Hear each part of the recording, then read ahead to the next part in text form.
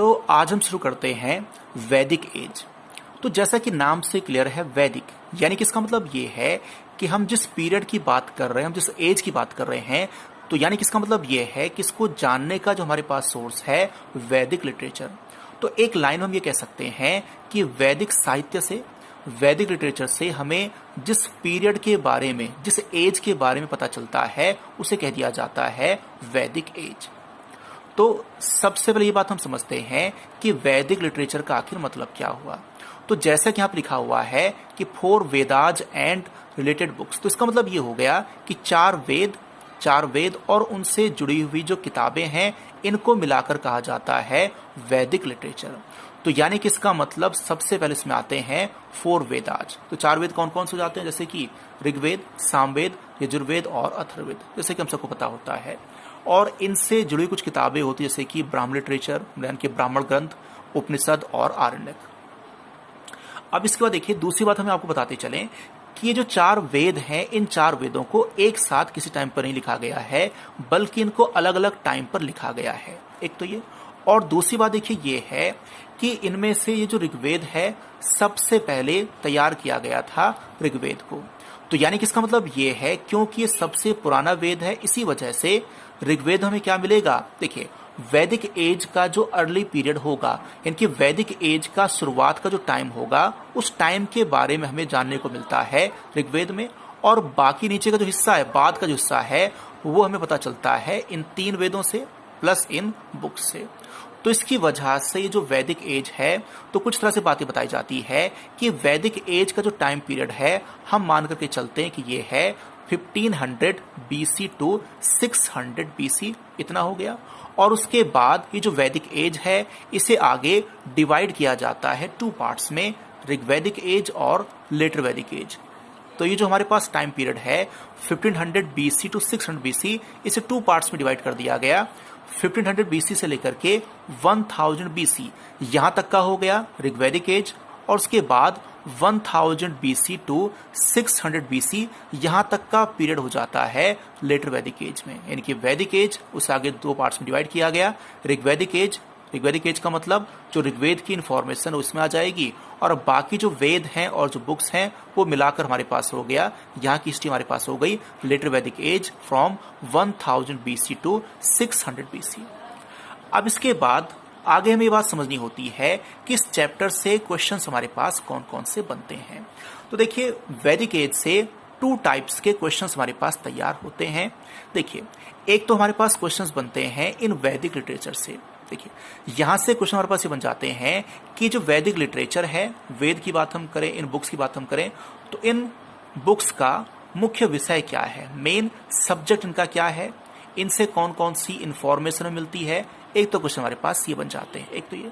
और दूसरा हमारे पास क्वेश्चन ये बन जाते हैं कि ये जो ऋग्वैदिक एज है और ये जो लेटर वैदिक एज है, तो इन एजेस में ह्यूमन बीइंग्स की लाइफ स्टाइल कैसी थी। कहने का मतलब ये है कि इनकी पॉलिटिकल कंडीशन क्या थी, सोशल कंडीशन क्या थी, रिलीजियस कंडीशन क्या थी, यानी कि यहाँ की कंडीशंस क्या थी। अगले क्वेश्चन हमारे पास यहाँ से बन जाते हैं। तो बारी बारी से हम इसको देखते हैं। तो सबसे पहले हम देख लेते हैं कि जो वैदिक लिटरेचर है इनसे जुड़े हुए इंपॉर्टेंट फैक्ट्स क्या क्या हैं। देखते हैं इसको बारी बारी से। तो सबसे पहले जैसे कि हम यहाँ पे देख रहे हैं कि Veda word is derived from vid, कहने का मतलब ये है कि जो वेद शब्द है इसे लिया गया, इसकी उत्पत्ति हुई है विद शब्द से, जिसका मतलब होता है नॉलेज। यानी कि इसका मतलब ये है कि जो वेद है ये ज्ञान का भंडार है, इसमें नॉलेज है। एक तो ये। अब इसके बाद हम बात करते हैं ऋग्वेद की। देखिए ऋग्वेद की बात अगर हम करें तो पहली बात देखिए ये है कि जो ऋग्वेद है ये 10 बुक्स में, यानी कि 10 मंडल्स में डिवाइडेड है, जिसमें 1028 मंत्र हैं, ये बात बताई जाती है। और ये जो मंत्र हैं, जैसे यहाँ लिखा हुआ है, it contains hymns dedicated to Rigvedic deities. तो कहने का मतलब ये है कि जो ऋग्वैदिक देवी देवता हैं उनको समर्पित ये मंत्र हैं, जो कि 10 बुक्स में, यानी कि 10 मंडल में विभाजित हैं, बटे हुए हैं। एक तो ये, तो यानी कि इसका मतलब ये है कि ऋग्वेद में कुल मिलाकर के 10 मंडल्स हैं। इतनी बात हमारे पास हो गई। लेकिन इसके बाद समझने वाली अगली बात यहाँ पर यह है कि इन 10 मंडल्स में से, इन 10 बुक्स में से जो फर्स्ट और लास्ट का जो मंडल है, यानी कि सबसे पहले का और सबसे लास्ट का जो पार्ट है, वर एडेड इन लेटर पीरियड, यानी कि इसका मतलब ये है कि जो पहला और लास्ट का जो मंडल है इन्हें जोड़ने का काम बाद के पीरियड में किया गया था, यानी कि ऋग्वैदिक एज में नहीं बल्कि लेटर वैदिक एज में किया गया था। तो यानी कि इसका मतलब ये है कि फर्स्ट और लास्ट मंडल में जो इंफॉर्मेशन होगी, इसका मतलब ये है कि वो इंफॉर्मेशन लेटर वैदिक एज की होगी, ना कि ऋग्वैदिक एज की। अब इसमें से हम कुछ इंपॉर्टेंट मंडल्स देख लेते हैं। देखिए सारे के सारे मंडल आपके पास इंपॉर्टेंट नहीं है, बस कुछ जो इंपॉर्टेंट बस वो बात हम कर रहे हैं। तो सबसे पहली बात तो यहाँ पर थर्ड मंडल। देखिए third mandal contains famous Gayatri mantra which is dedicated to Savita, a form of sun deity, and it was composed by Vishwamitra. तो देखिए कुछ क्वेश्चन हमारे यहाँ पर तैयार हुए। सबसे पहली बात देखिए यहाँ पर यह है कि हमसे क्वेश्चन ही पूछा गया कि जो लोकप्रिय गायत्री मंत्र है, जो कि हमें से ज्यादा लोगों को पता होता है कि जो गायत्री मंत्र है ये कौन से वेद से लिया गया है, तो आंसर क्या हो जाएगा साहब से ऋग्वेद। एक तो ये। उसके बाद क्वेश्चन पूछा गया कि गायत्री मंत्र ऋग्वेद के कौन से मंडल से लिया गया, तो आंसर क्या हो गया थर्ड मंडल। उसके बाद क्वेश्चन पूछा गया कि ये जो गायत्री मंत्र है कौन से देवता को समर्पित है, तो सविता। देखिए सूर्य देवता का एक रूप होते हैं, स्वरूप होते हैं सविता, इनको समर्पित है, इनको सावित्री भी कह दिया जाता है, तो बात वही है। और उसके बाद फिर अगली बात यहाँ पर यह है कि ऋग्वेद में जो गायत्री मंत्र, इस गायत्री मंत्र का कंपोजिशन किसने किया था, किसने कंपोज किया था, तो आंसर क्या हो गया विश्वामित्र। विश्वामित्र ने रचना की थी गायत्री मंत्र की, ये हो गया। इसके अलावा in 10th mandal there is a chapter Purushasukta in which 4 varnas system was first time described. ये बहुत ही इंपॉर्टेंट फैक्ट, देखिए ध्यान से देखिए। अगर हमारे पास क्वेश्चन ये है कि चतुर्वर्ण व्यवस्था, यानी कि ब्राह्मण, क्षत्रिय, वैश्य, शूद्र 4 वर्ण होते हैं, तो इन 4 वर्णों के बारे में सबसे पहले कौन से वेदों में बताया गया है, कौन से वेद में बताया गया, तो आंसर हो जाएगा ऋग्वेद। एक तो ये सबसे पहले ऋग्वेद कौन से मंडल में दिया गया, तो ये आंसर हमारे पास हो गया 10वां मंडल, ठीक है। लेकिन जैसा कि बात हम आपको बता चुके हैं कि 10वां मंडल बाद की एज में ऐड किया गया था, यानी कि इसका मतलब ये है कि 10वें मंडल में जो इंफॉर्मेशन होगी, जो सिस्टम यहाँ पर दिया हुआ होगा, उसका रिलेशन लेटर वैदिक एज से होगा, ना कि ऋग्वैदिक एज से। तो कहने का देखिए मतलब ये है कि चतुर्वर्ण व्यवस्था के बारे में डिस्क्रिप्शन तो ऋग्वेद में है, लेकिन ये जो सिस्टम, अगर हम सिस्टम की बात हम करें तो ये सिस्टम कब से शुरू हुआ होगा, तो इसका आंसर हो जाएगा लेटर वैदिक एज। यानी कि इसका मतलब ये है कि जो हमारा भारतीय समाज है ये 4 वर्ण में सबसे पहले बटा होगा लेटर वैदिक एज में, लेकिन इसका जो डिस्क्रिप्शन है वो है ऋग्वेद में। चलिए, तो ये तो बात हमारे पास होगी ऋग्वेद की।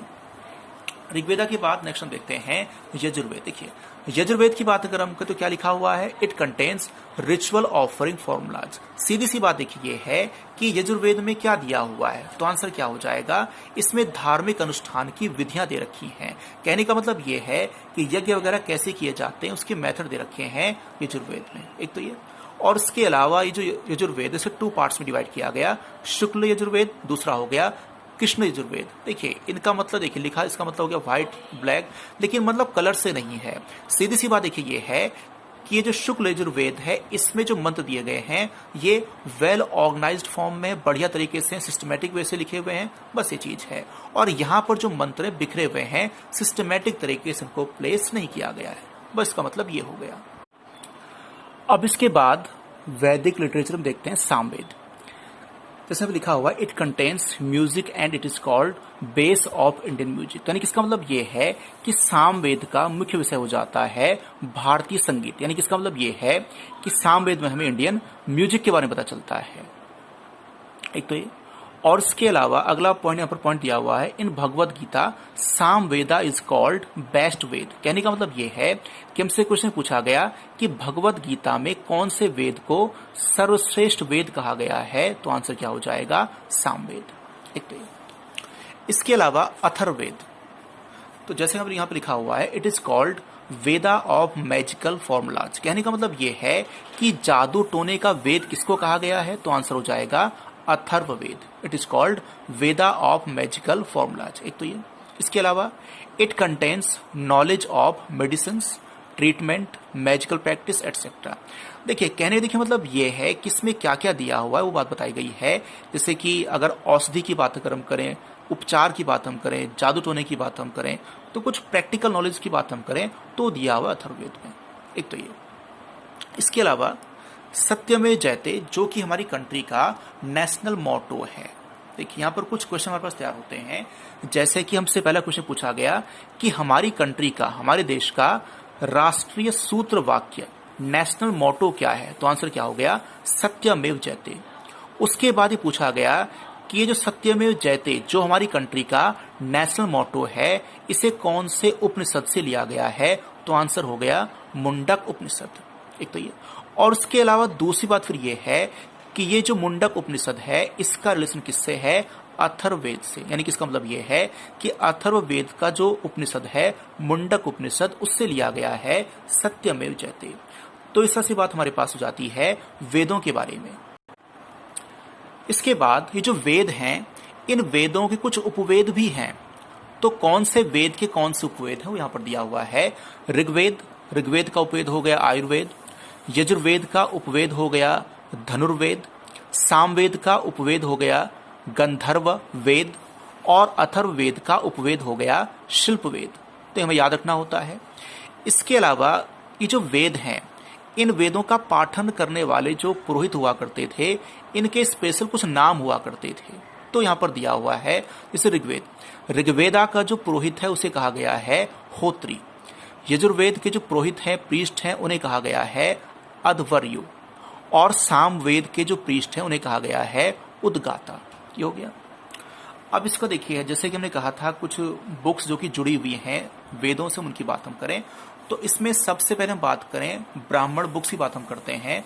तो ब्राह्मण ग्रंथों में क्या दिया हुआ है, these books were written for explanation of knowledge of Veda. देखिए जैसा कि इस बात को जानते हैं कि देखिए वेदों में मंत्र लिखे हुए हैं और ये संस्कृत लैंग्वेज में हैं, तो इन्हें सिंपल सी लैंग्वेज में एक्सप्लेन करने के लिए बुक्स लिखा गया ब्राह्मण। तो ब्राह्मण का देखिए, ब्राह्मण ग्रंथों की बात अगर हम करें तो यानी कि इसका मतलब ये है कि वेदों में जो मंत्र लिखे हुए हैं उनकी व्याख्या की गई है ब्राह्मण ग्रंथों में।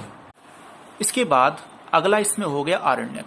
तो जैसा कि यहाँ पर लिखा हुआ है कि these were written by those Hindu monks who lived in forest. कहने का मतलब ये है कि वे हिंदू साधु सन्यासी जो कि जंगलों में रहा करते थे, उन्होंने लिखा हुआ है आरण्यक ग्रंथों को। एक तो ये, इसमें क्या दिया हुआ है, these contain the philosophy behind ritual sacrifice given in Vedas. कहने का मतलब ये है कि वेदों में जो धार्मिक, देखिए जो धार्मिक अनुष्ठान की बात हम करें, धार्मिक बलिदान की बात हम करें, तो उनके पीछे कौन सी दार्शनिक व्याख्या वो यहाँ पर की गई है।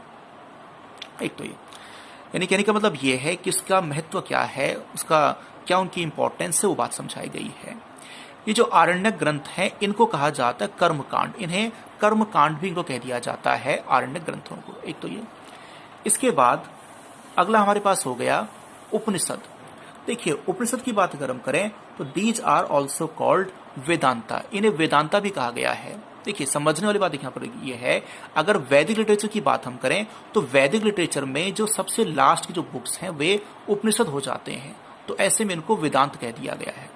यानी कि इसका मतलब ये है कि हमसे पूछा गया वेदांत क्या है, तो आंसर हो जाएगा उपनिषद। इसके अलावा these contain spiritual explanation of Vedas. यानी कि इसका मतलब ये है कि वेदों की जो, देखिए वेदों की जो ये कह सकते हैं कि जो आध्यात्मिक व्याख्या है वो की गई है उपनिषद में। कहने का मतलब ये है कि दरअसल से समझाया गया है कि जब वेदों में जो हम धार्मिक अनुष्ठान कर रहे होते हैं तो उसे दिखावे के लिए नहीं होना चाहिए। कहने का मतलब ये है कि उनका क्या महत्व है, उनके पीछे बेसिक रीजन क्या है, पर्पज क्या है, उसे ध्यान में रखना चाहिए। ये सारी बातें बताई गई हैं उपनिषद में।